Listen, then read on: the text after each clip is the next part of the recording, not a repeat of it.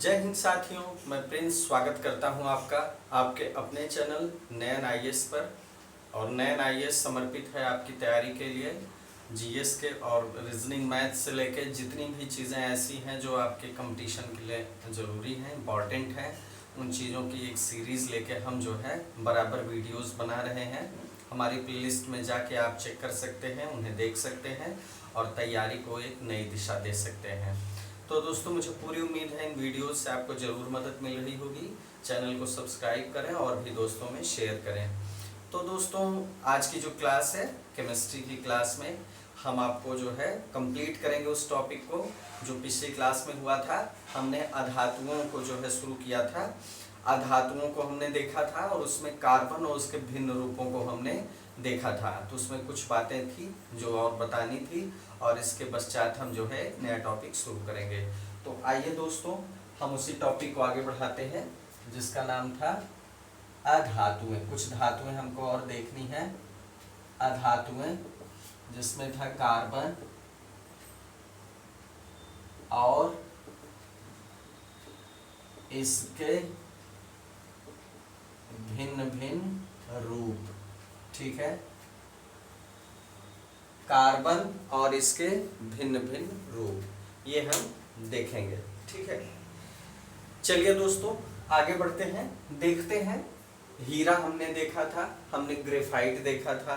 ठीक है, अब दोस्तों एक चीज और है, ग्रेफीन नए जमाने का तत्व है, ये एकदम नए जमाने का तत्व है ग्रेफीन। ठीक है, ग्रेफीन कार्बन का क्या है, ये जो है दोस्तों कार्बन का द्विआयामी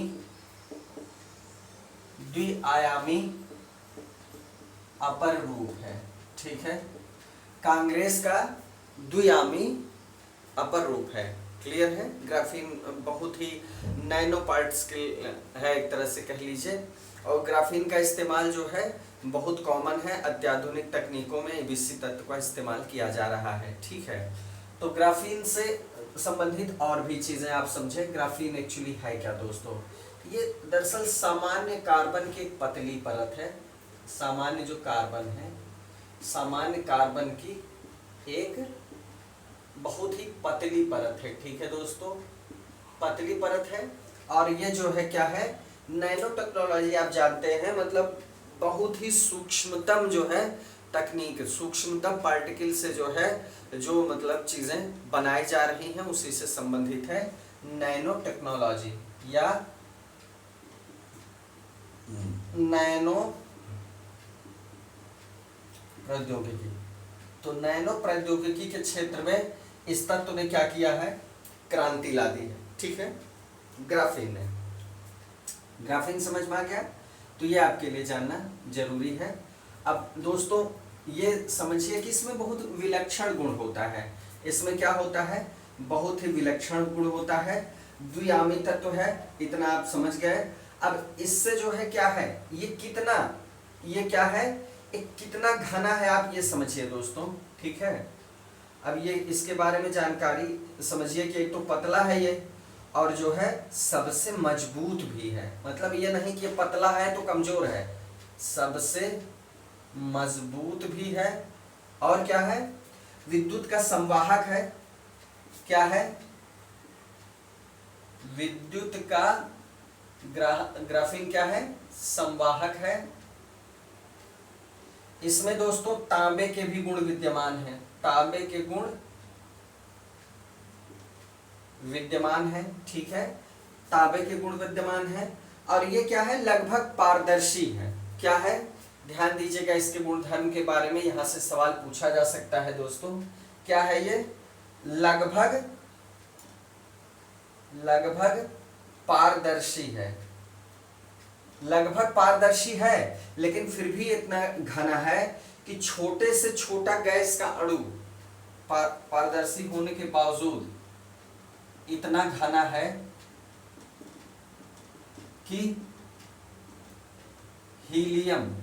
ठीक है, क्या, हीलियम। अब सोचिए हीलियम क्या है दोस्तों, बहुत ही हल्की गैस है। हीलियम गैस का भी छोटा अणु इससे होके नहीं गुजर सकता, इससे होकर नहीं गुजर सकता। ठीक है। हीलियम का अणु जो होता है, हीलियम गैस का अणु इतना छोटा होता है, हल्का होता है, लेकिन ये सघनता में भी जो है काफी मतलब विशिष्ट है। हीलियम का अणु भी इससे नहीं गुजर सकता और एक तरह से लगभग पारदर्शी भी है। हल्का है, पतला है, लेकिन बहुत मजबूत है। विद्युत का क्या है? संवाहक है। ठीक है, क्लियर हुआ। अब इसका इस्तेमाल अप्लाई कहाँ हो रहा है, ये ग्राफीन का इस्तेमाल कहाँ हो रहा है ये जान लेंगे तो हमारी बात खत्म हो जाएगी। ग्राफीन का उपयोग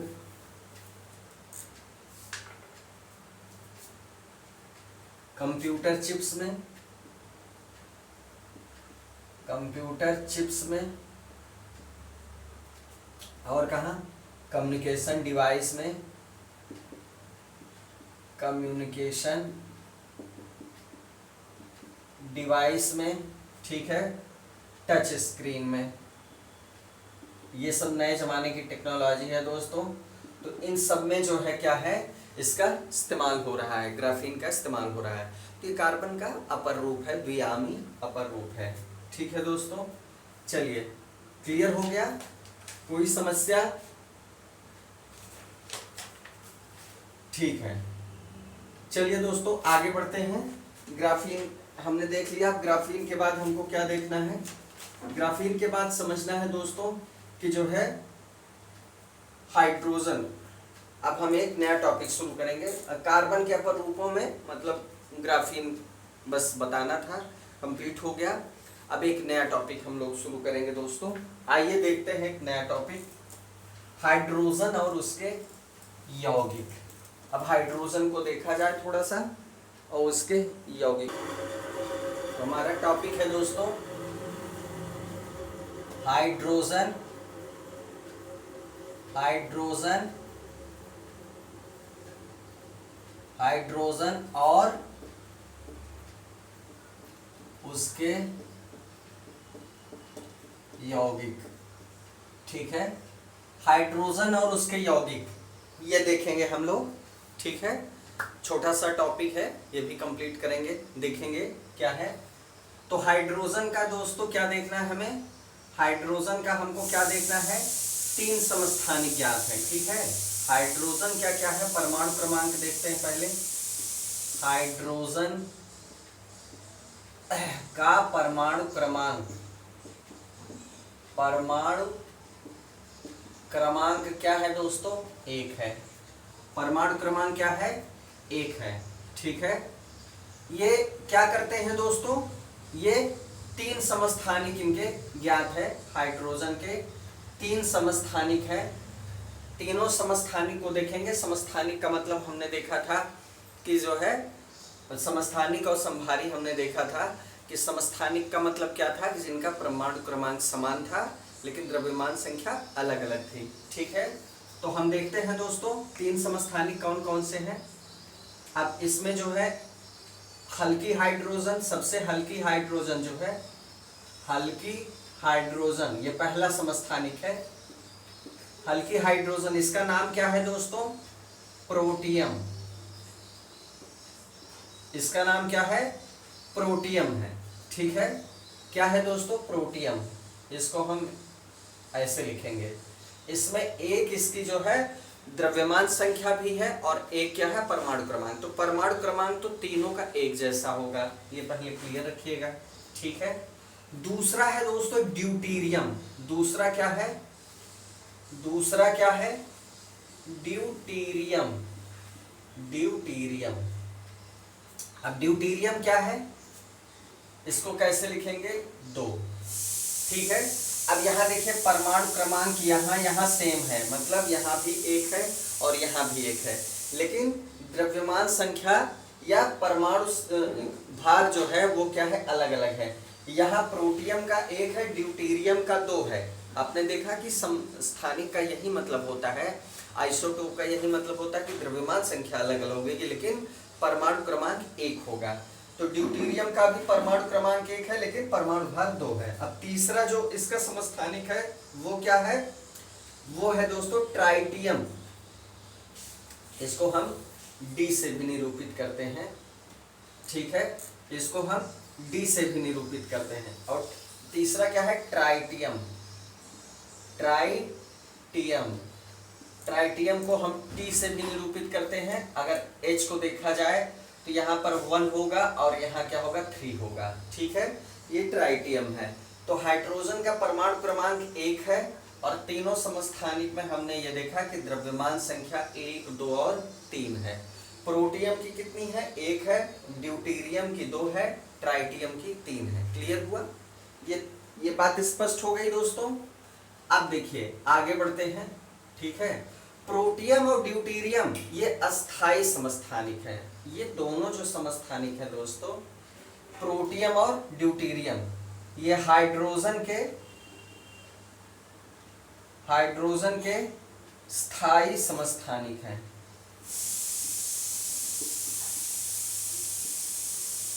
क्या है, स्थायी समस्थानिक हैं। इसका मतलब ये हुआ कि ये क्या है, रेडियो एक्टिव नहीं है, मतलब ये अस्थाई है।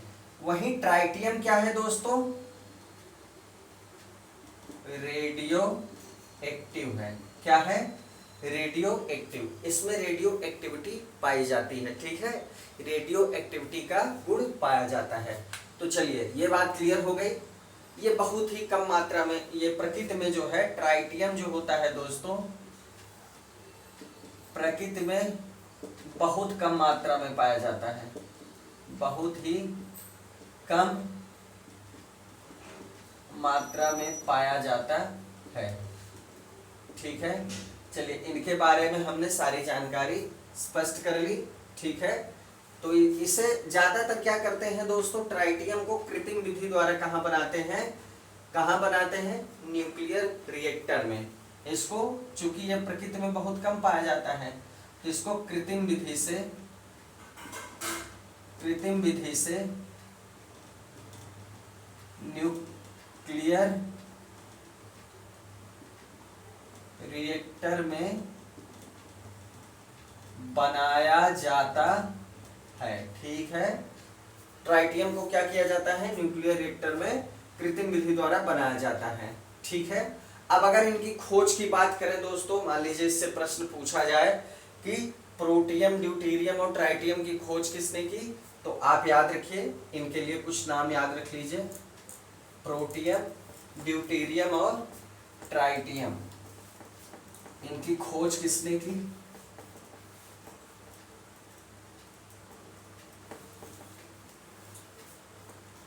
तो दोस्तों सबसे पहले प्रोटियम देखेंगे।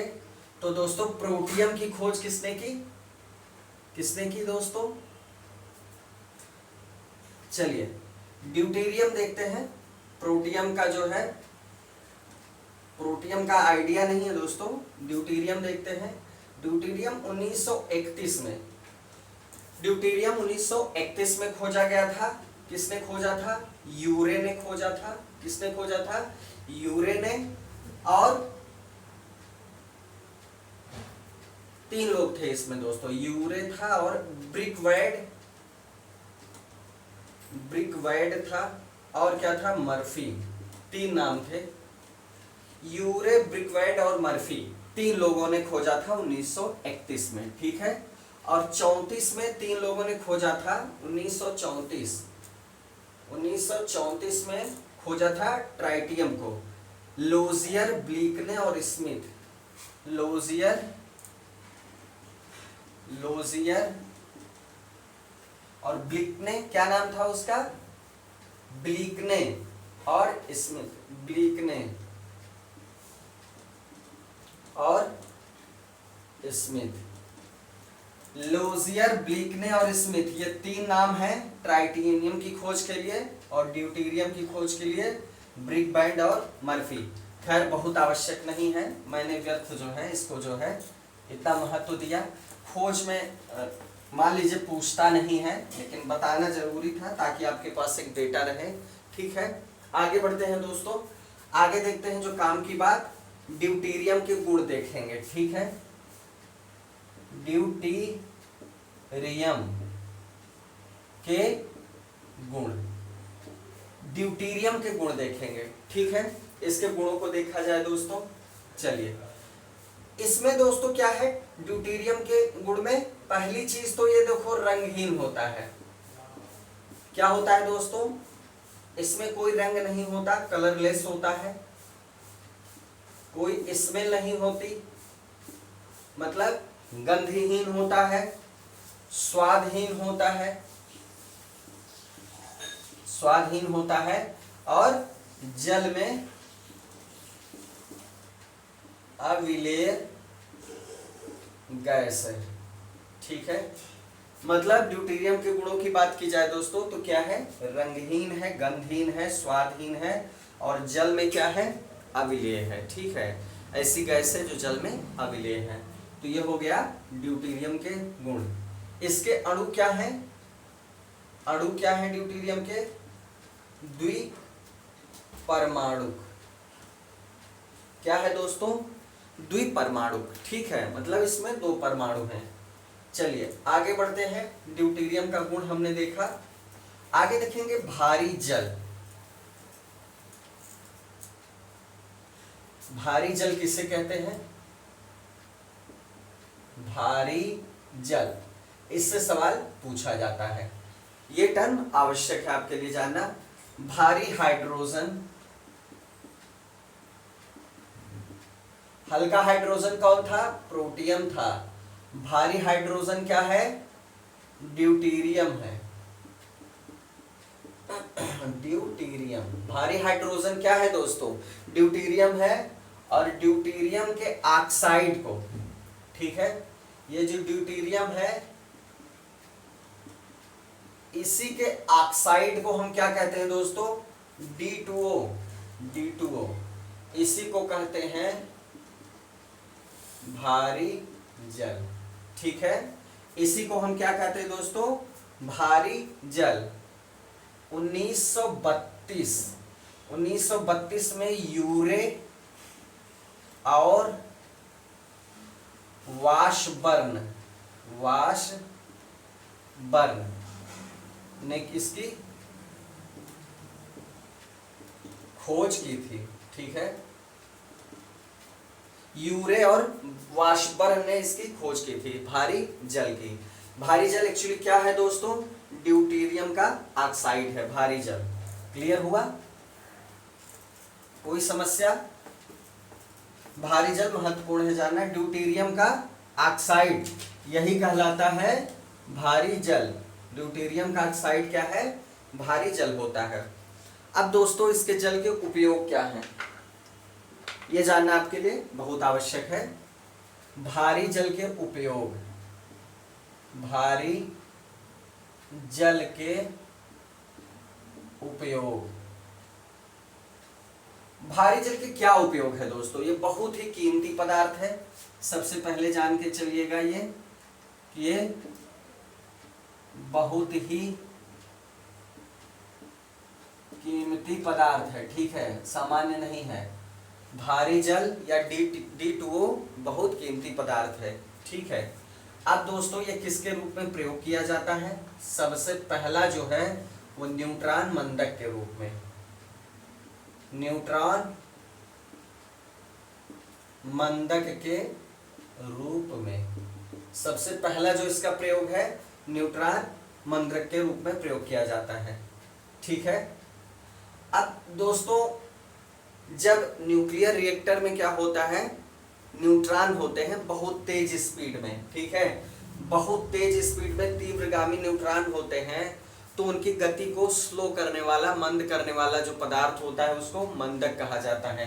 तो भारी जल भी ये काम करता है, भारी जल ये काम करता है, ठीक है। न्यूट्रॉनों की चाल को, न्यूट्रॉनों की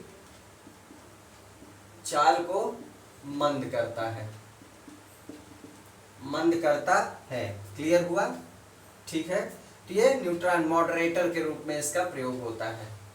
इसको क्या कहते हैं, मॉडरेटर, मॉडरेटर के रूप में इसका प्रयोग किया जाता है। ठीक है, चलिए दूसरा काम क्या है इसका, दूसरा काम क्या है, ड्यूटीरियम, ड्यूटीरियम और ड्यूटीरियम के यौगिक बनाने में। ठीक है, इसका दूसरा काम क्या है, ड्यूटीरियम, क्योंकि ड्यूटीरियम का ऑक्साइड है ये, तो ड्यूटीरियम और ड्यूटीरियम के यौगिकों के निर्माण में, के यौगिकों के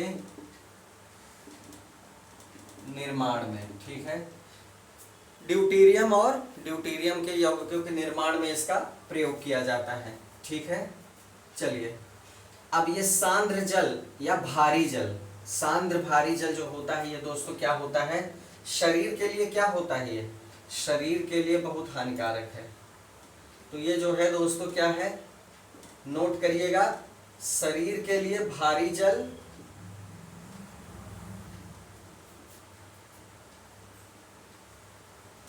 हानिकारक है, और अगर वो सांद्र हो तो और ज्यादा नुकसानदायक है। ठीक है, क्लियर हुआ, ऐसा क्यों है, आइए देखते हैं। भारी जल शरीर के लिए क्यों नुकसानदायक है, आइए समझते हैं।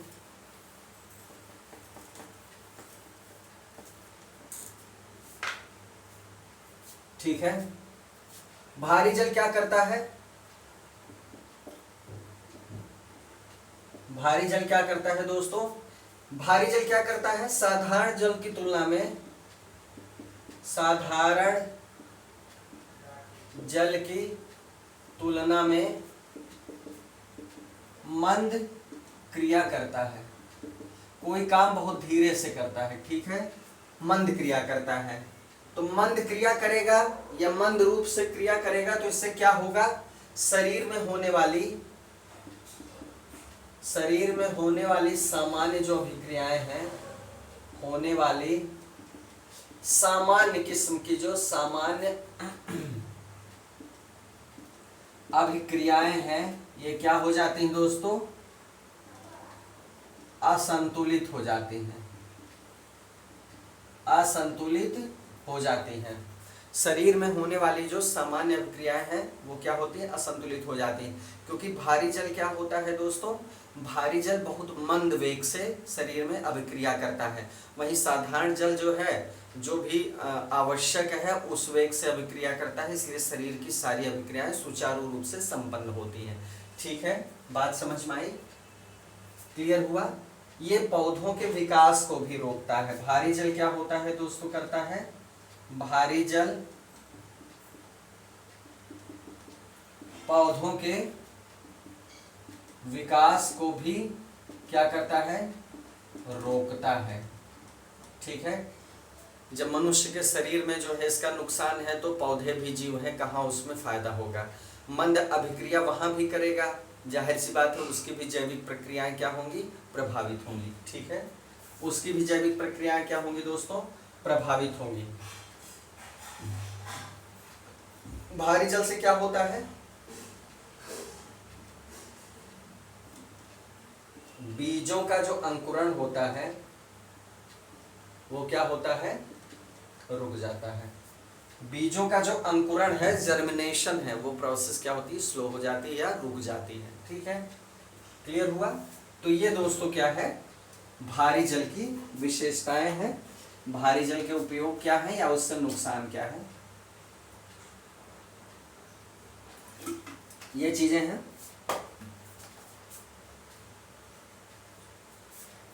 आगे देखते हैं, आगे हम देखेंगे दोस्तों मृदु और कठोर जल के बारे में। आगे जो हमें देखना है वो क्या है, मृदु एवं कठोर जल। ठीक है,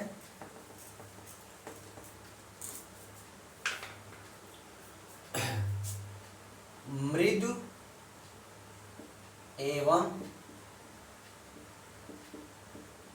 कठोर जल, मृदु एवं कठोर जल, इसकी पहचान करने का सबसे अच्छा तरीका क्या है, मृदु साबुन से अच्छे से झाग देता है,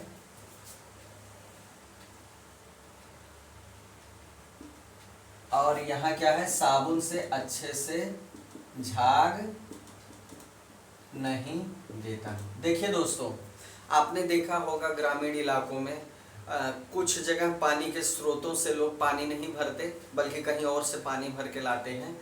ऐसा किस लिए होता है? क्योंकि कहीं कहीं का पानी जो होता है दोस्तों, वो कठोर जल होता है। उससे अगर आप कपड़े साफ करेंगे तो साबुन क्या होगा, झाग नहीं बनाएगा।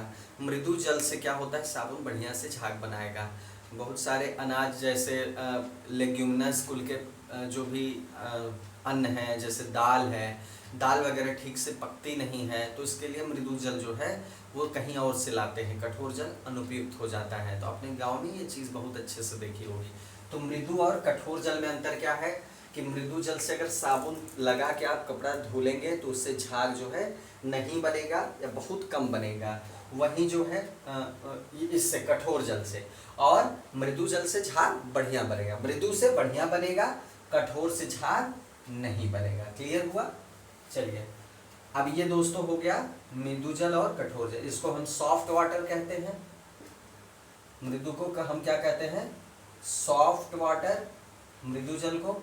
और इसको हम कहते हैं हार्ड वाटर। ठीक है, सॉफ्ट वाटर और हार्ड वाटर। ठीक है, क्लियर हो गया? चलिए आगे देखते हैं दोस्तों, मृदु जल और कठोर जल के अलावा इसमें क्या रीजन क्या रहता है, मृदु जल और कठोर जल में अंतर क्या रहता है, किस वजह से ऐसा होता है। ठीक है, कैल्शियम और मैग्नीशियम। ठीक है, कठोर जल जो होता है दोस्तों, उसमें कैल्शियम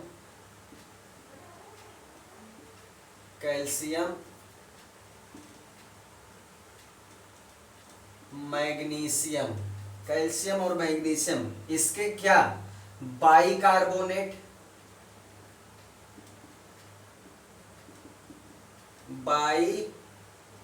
बाइकार्बोनेट, क्लोराइड, सल्फेट, ठीक है, और नाइट्रेट। ठीक है, इसके कार्बोनेट, क्लोराइड, सल्फेट, नाइट्रेट आदि लवण क्या होते हैं दोस्तों, घुले रहते हैं, घुले रहते हैं। इन्हीं के घुले रहने की वजह से बाइकार्बोनेट, क्लोराइड, सल्फेट, नाइट्रेट, तो इन्हीं की वजह से क्या होता है दोस्तों, इन्हीं की वजह से वो हार्ड हो जाता है या कठोर हो जाता है, जिसकी वजह से उससे झाग नहीं बनता है, जिसकी वजह से वो खाने में जो है प्रयुक्त होने में उससे समस्या होती है, खाना जल्दी नहीं पकता, ये सारी समस्याएं होती हैं। ठीक है, चलिए ये बात समझ में आ गई दोस्तों, ये बात क्लियर हुई।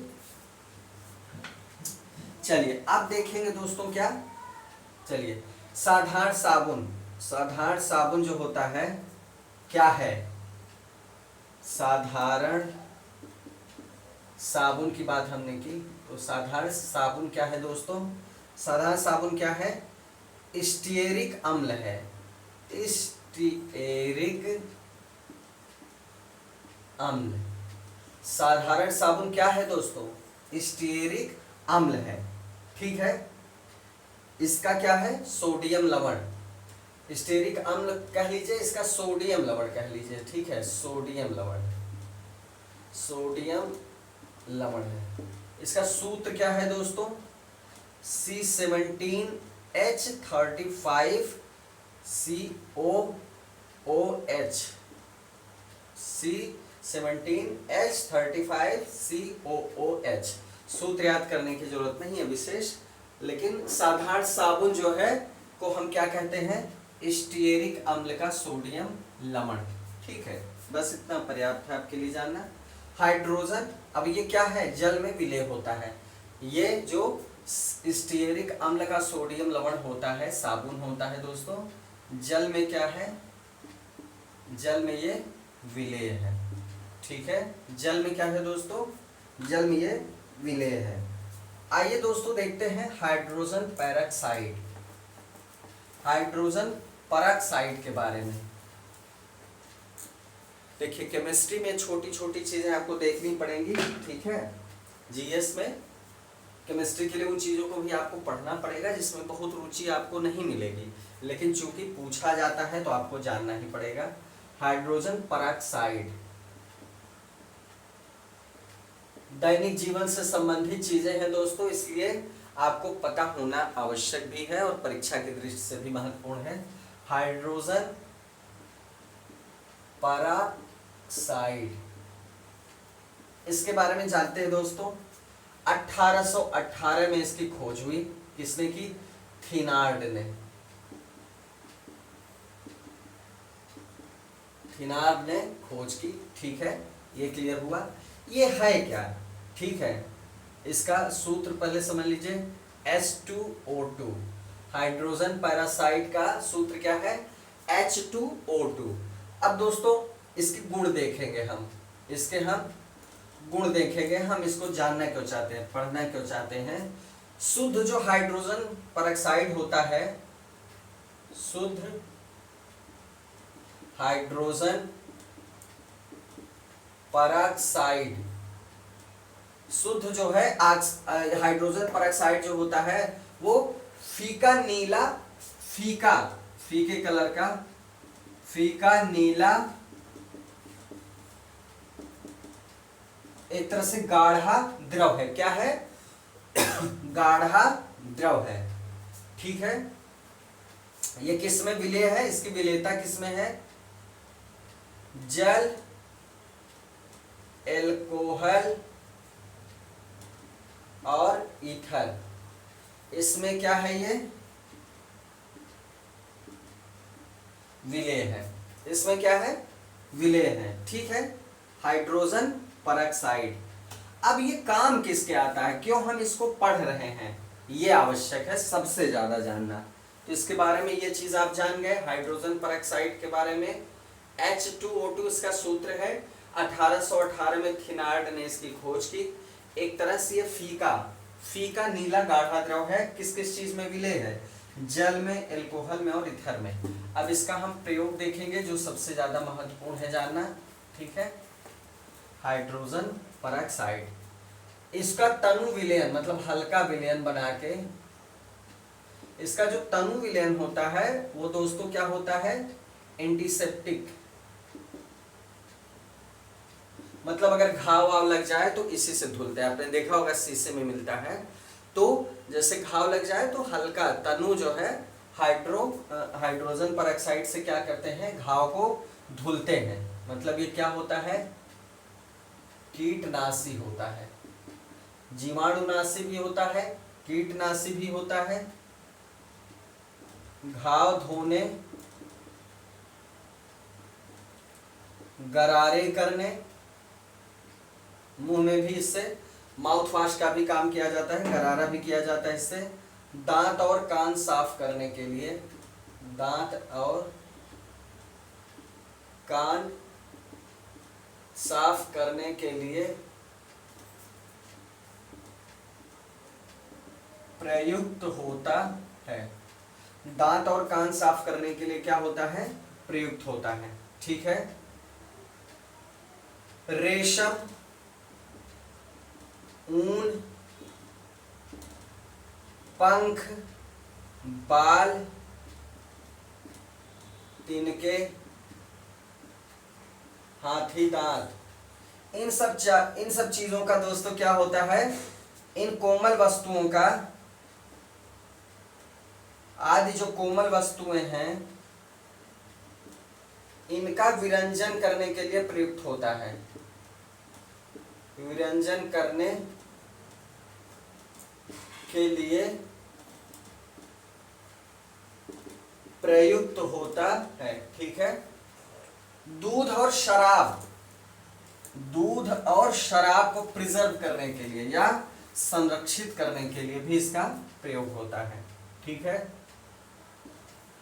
दूध है, शराब है, इनका परिरक्षण रक्षण मतलब प्रिजर्वेशन, परिरक्षण करने के लिए भी इसका प्रयोग होता है या ये प्रयुक्त होता है। दूध और शराब के परीक्षण में भी इसका प्रयोग होता है।